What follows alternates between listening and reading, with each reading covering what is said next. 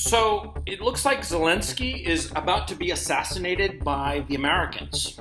And I know it sounds insane to be saying this, but it's true.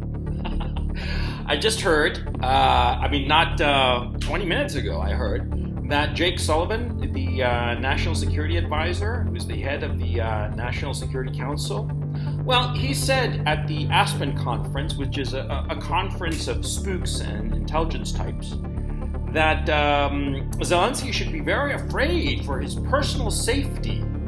Jake Sullivan is saying that Zelensky is going to be killed. How worried are you about the physical safety of President Zelensky now? I thought I'd coached you with the previous question not to start with how worried are you, because my answer is Jake, worried. Worried. As you know, I'm worried. As you know, I'm uncoachable. I'm worried. But go on. No, this is compared to where you guys were in February. It's I want to know obviously, if it's... and it's not something to make light of, because President Zelensky's personal safety is something that concerns us. This is a leader in wartime, dealing with an opponent, an adversary, an enemy in Russia that is ruthless, brutal, and capable of just about anything. So it is a concern.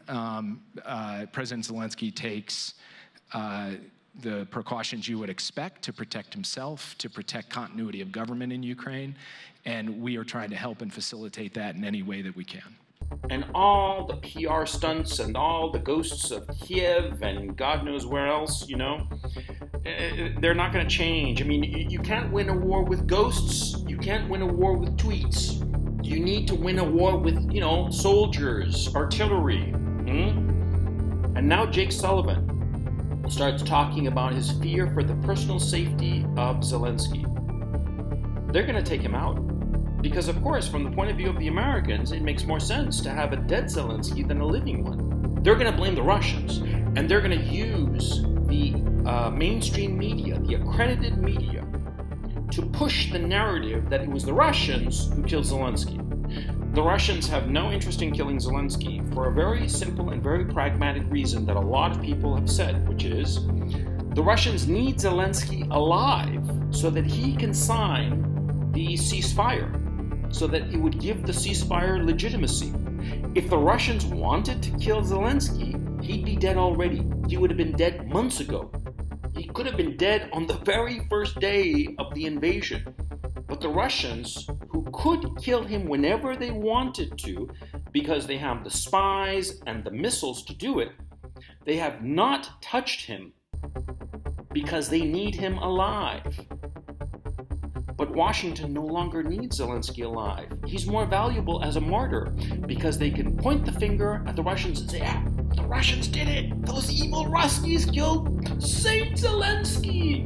And they'll make monuments to Zelensky, and I'm talking literal marble monuments to Zelensky, as a martyr to the evil Russians.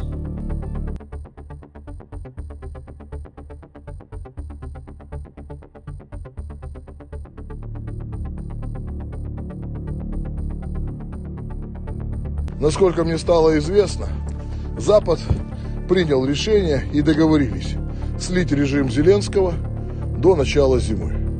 Нужна новая группа, нужны новые переговорщики, нужны компромиссы.